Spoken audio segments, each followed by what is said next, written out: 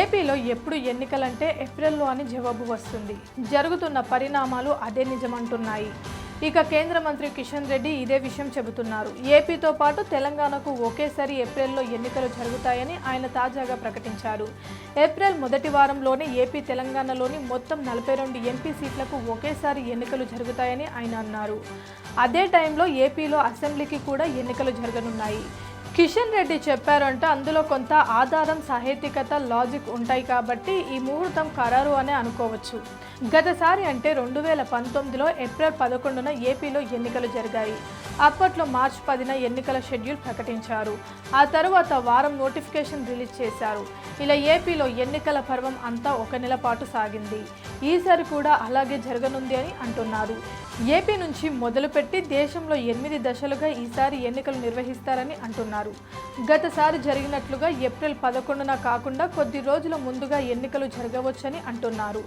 అలాగే మార్చి నెల మొదట్లో కానీ ఫిబ్రవరి చివరిలో కానీ ఎన్నికల షెడ్యూల్ వెలువడే ఛాన్స్ ఉంది అని అంటున్నారు. ఒక విధంగా చూస్తే ఎన్నికల నగారా ఏపీలో మోగడానికి గట్టిగా నెల రోజులు టైం మాత్రమే ఉంది.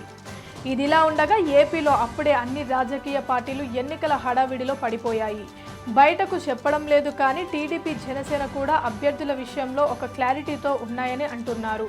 అలాగే ఏపీలో మొత్తం ప్రధాన పార్టీల అధినేతలు సభలు, సమావేశాలకు సంబంధించి కూడా షెడ్యూల్ రెడీ అవుతుంది. ఏప్రిల్లో ఎన్నికలు జరిగితే ఎవరికి లాభం అన్నది కూడా ఒక చర్చ. గతసారి ఇదే ఏప్రిల్లో ఎన్నికలు జరిగితే చంద్రబాబు అధికారాన్ని పోగొట్టుకున్నారు. ఇప్పుడు వైఎస్ జగన్ అధికారంలో ఉన్నారు.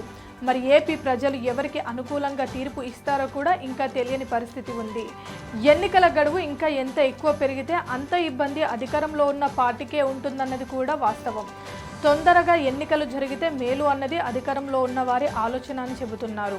అలా చూసుకుంటే కనుక ఏపీలో ఎన్నికలు మొదటి విడతలోనే జరుగుతున్నాయి. దేశమంతా ఎన్నికలు జరిగి అవి ముగిసి ఫలితాలు వచ్చే నాటికి మే నెల చివరి దాకా అవుతుందని అంటున్నారు. ఇంకోవైపు చూస్తే కేంద్ర ఎన్నికల సంఘం అధికారులు ఏపీలో పర్యటించినప్పుడు వైసీపీ వారికి వినతి చేసుకుంది.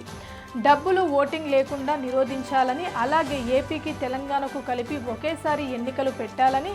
ఇప్పుడు అదే జరుగుతుంది అని అంటున్నారు. ఇది కూడా ఎవరికి ఎంతవరకు లాభం, ఎంతవరకు ఏ పార్టీ మీద ప్రభావం చూపిస్తుంది అనేది చూడాల్సి ఉంది. Please subscribe Pragna Media. Please like, share, subscribe to Pragna Media. Pragna Media, please do like, share and subscribe. Please subscribe to Pragna Media. Please like, share and comment if you like the video. Pragna Media.